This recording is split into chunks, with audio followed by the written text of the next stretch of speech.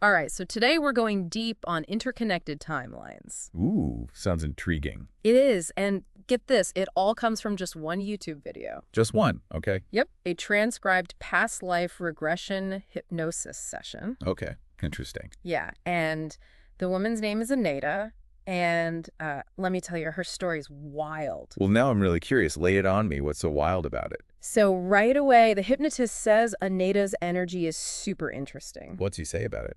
He says it exists in this space that's woven from these ribbons, almost like... Like a tapestry. Exactly. He actually uses that word tapestry. Wow, that's a powerful image. Right. And he says each thread of this tapestry is like a different life experience. Okay, so multiple lives or timelines we're getting at. Yeah, but here's the thing. Aneta's not just stuck in this tapestry. Oh. He says she's creating it too. Wait, so she's both making these realities and trapped by them at the same time? How does that even work? So that's where the hypnotist starts talking about Aneta's consciousness branching out. Branching out how? Like imagine every time you come to a fork in the road, Yeah. instead of choosing just one path, her consciousness is exploring all of them, like all at once. Whoa, so she's creating all these parallel realities. That's what he means by timeline weaving. Yeah, exactly. It's like she's constantly making these new possibilities. That's wild. I mean, wouldn't that be exhausting to be living in so many realities at once? Right. That's what I was thinking, but it seems like this whole process is mostly unconscious for Aneta. So she's not aware of these other timelines. Not really, at least not at first. Then what brings them to the surface? That's where this past life trauma comes in, and this one is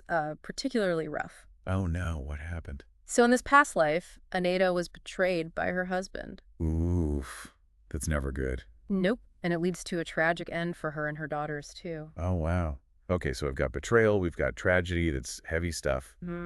But how does this tie into the whole timeline thing? Well, the hypnotist suggests that she's trying to rewrite that trauma. By creating new timelines to try to make a different outcome. Exactly. She's unconsciously trying to escape that pain, you know? So she shifts to these other timelines or makes new ones hoping for a different ending. It's kind of like when you try to avoid a certain type of person. And they just keep popping up in your life over and over. Yes. It's like that, but with entire realities. Wow. And is it working? Is she escaping the pain by doing this? Well, that's where things get really interesting because the hypnotist says, in her attempts to escape, she actually ends up recreating similar patterns in these other timelines. So even when she switches timelines, she's still experiencing betrayal and loss. It seems that way. Yeah, like it's this cycle she can't break free from. Man, that's heavy stuff. I mean, is it like the universe trying to teach her a lesson or something? Maybe the hypnotist says it's less about avoiding pain and more about confronting it head on. But there's another layer to this whole thing, and it gets kind of out there. Out there how? So the hypnotist says there are these, what he calls reptilian energies, feeding off of Aneta's emotional turmoil. Reptilian energies. Okay, now we're going full sci-fi, huh? I know, right? It's a lot. But break it down for me. What are these reptilian energies doing exactly? Well, he describes them as basically manipulating her timelines. So they're messing with her reality. Basically, he says they're using her to generate negative energy and keeping her trapped in this cycle of suffering. Okay, so are we talking actual lizard people here, or is this more symbolic? Well, that's where interpretation gets tricky. Some people might believe in actual reptilian entities controlling things behind the scenes. Right. Others might see it as a metaphor for negative thought patterns or bad habits. Self-sabotage, basically. Yeah, exactly. So it's like either external forces are messing with her or it's her own internal struggles manifesting in this really weird way. Either way, that's pretty unsettling. But if she's unconsciously creating these timelines and potentially being manipulated, is there even a way to break free? That's the big question, right? And thankfully, it seems like the answer is yes. Really? How? So the hypnotist helps Aneta confront that past life trauma head on. Oh. He guides her through these visualizations where she basically cuts ties with those reptilian energies, removes what he calls these energetic implants. Energetic implants, what are those? We'll get into that more later, but basically she's clearing out all this negativity and reclaiming her power. So it's like taking out the trash, but on an energetic level. Exactly, and this is where she starts to heal and change her path. So she's not just passively weaving through timelines anymore. She's taking control. That's the idea anyway. It's a pretty empowering thought to be able to break free from those negative cycles, even if they come from past lives. It is powerful. But how does this all play out for Aneta in her current life? That's what I want to know. That's exactly what we're going to dive into next. We'll see how this past life trauma is affecting her now and how, by facing it, she can finally start to heal. All right, I'm ready. Let's do it. So we left off with Aneta's past life trauma, a pretty rough one, right? Yeah, pretty intense. But there's more to this past life that's really interesting. Like what? So apparently, this life wasn't even on Earth. Not on Earth. Okay, where was it then? The hypnotist doesn't really specify, but it sounds super advanced technologically speaking. Oh, so like futuristic almost? Yeah, exactly. And Aneta's life in this timeline was actually really good. Really? But she's struggling so much now. I know, right? It's almost like a complete 180. So what was so great about her life in this other reality? Well, she had a loving family, financial security, basically everything you could want. So the opposite of the anxiety and instability she's dealing with now. Exactly. It's wild how different things are. So if everything was so perfect, what happened? What changed? So the session describes this global crisis that starts to affect this society. Okay, a global crisis, that makes sense. It could definitely shake things up. Yeah, but here's the thing. Aneta and her family weren't really struggling. What do you mean? Like they had resources and weren't directly affected by the crisis, you know? I see. So it's more like a general atmosphere of fear and uncertainty. Yeah, exactly. That's what the hypnotist is emphasizing. I can definitely see how that would take a toll, even if you're not struggling financially or anything. Right. Like just the constant worry and not knowing what's going to happen next. Absolutely. So was everyone in this society freaking out or just certain people? Well, it sounds like Anita's husband was particularly susceptible to this fear. Her husband in this other life. Yeah. So he had a very analytical mind. Oh, so he was probably overthinking everything. Exactly. Instead of focusing on what was good, he got caught up in all the what ifs and worst case scenarios. So almost like he was manifesting his own fears in a way. It's possible. Yeah. And this fear drove him to start gambling. Oh no, that's never a good sign. At first, he was actually really good at it, like winning huge sums of money. So he probably thought he was being smart, like creating a safety net for his family. That's what it sounds like. Yeah, like he was trying to stay ahead of the crisis. But gambling can be so addictive even if you start with good intentions. Exactly. And that's where things start to go downhill for him fast. The wins turn into losses. Big time.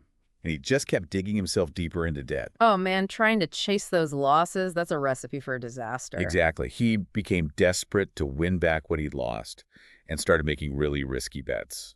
I'm already cringing knowing this isn't going to end well. It's rough.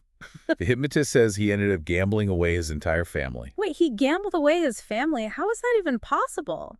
The session is a bit vague on the details, but it sounds like in this society, there were these underground gambling rings. Okay. And you could bet on pretty much anything. Anything? That's crazy. Yeah. And the men he was gambling with were like super powerful and ruthless. Oh, so they weren't messing around.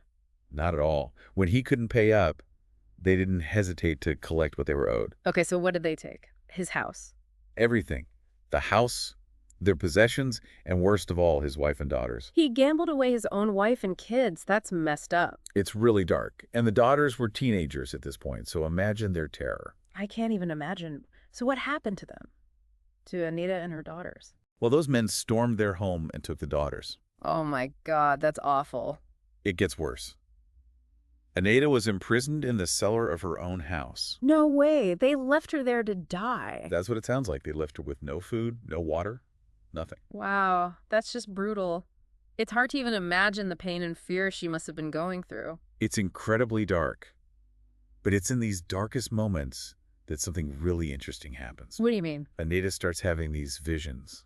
Visions of what? Flashes of other realities where she made different choices, where her husband didn't gamble or her family was safe. So this is where the timeline weaving really kicks in, like her consciousness is trying to escape this nightmare. Exactly. It's like her mind is fracturing each piece, looking for a way out of this horrible situation. And she's not alone in this, right? Her husband's trying to reach her, too. That's right.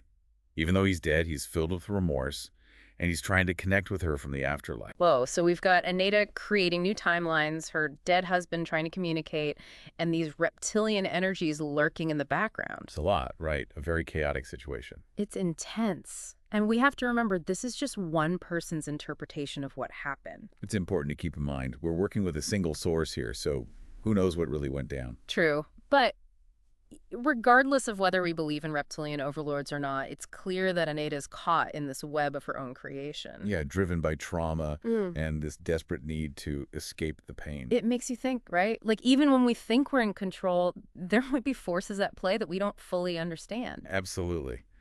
But the good news is the hypnotist helps Aneta break free from this web. How does he do that? I mean, can you really just escape something like this? That we're going to find out next.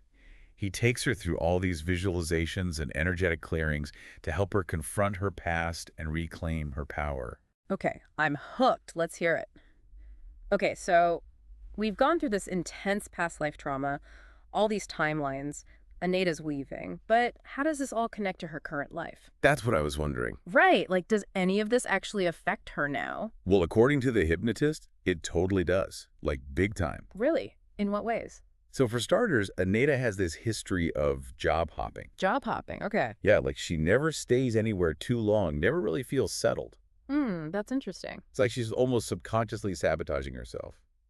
Before things can get too good or too stable. Exactly, like she's recreating that feeling of instability from that past life. Even though in her current life, it's totally different circumstances. Right, but that's how these deep-seated traumas work. They can manifest in all these subtle ways. Yeah, I never thought of it like that. And it's not just her work life either. Oh, there's more. Oh, yeah. Aneta also has this pattern of short relationships. Like romantic relationships? Yeah, she seems to push people away like she expects them to betray her eventually. It's like that past life experience created this fear of getting hurt. Totally, and that fear is preventing her from having a lasting connection with someone. Man, that's sad. It's like this blueprint for her relationships got messed up by that past life. It's a classic example of how past life trauma can affect us even without us realizing it. So it's shaping her beliefs and behaviors even now. That's what the hypnotist is saying, and it goes even deeper than that. Deeper how? The session also says Aneta's struggling with anxiety and depression. Oh, wow. So it's affecting her mental health, too. Yeah, and there's even some chronic physical issues she's dealing with. So it's impacting her physically as well, like her whole being is affected. It's almost like this wound that never healed. It keeps getting reopened in different ways. Yeah, I get that analogy. So is the hypnotist saying that this unresolved trauma is what's attracting all that negative energy? That's what it seems like. Like from her past lives and maybe even those reptilian energies we talked about. Exactly, like it's made her more vulnerable to those influences. So it's this vicious cycle. The trauma creates an opening, then those negative energies latch onto it and keep the cycle going. It's pretty intense, but the good news is the hypnotist doesn't just point these things out. He helps her break free. That's the goal. He takes her through these visualizations and energetic clearings. So what exactly are those supposed to do? It's like cleaning out a really cluttered room. Okay, but instead of a room, it's her energy. Exactly. Through visualization, she's able to see all this negative energy and release it. Exactly, things like bad memories, limiting beliefs, and those attachments from her past lives or other beings. It's all about reclaiming her power, taking back control of her own energy and her own life. That's really powerful. Yeah. So she's not just healing the past, she's creating a better future. That's the key takeaway here. Aneta's story shows us that we have the power to break free from negative patterns. Even if they come from past lives, that's a message of hope. It really is. And it makes you think, what if we could all access our own past lives? What would we find? Yeah, would we even want to know? Maybe those hidden threads could help us understand ourselves so much better. That's a good point. It's definitely a lot to ponder. Well, I think we've covered a lot in this deep dive. We have.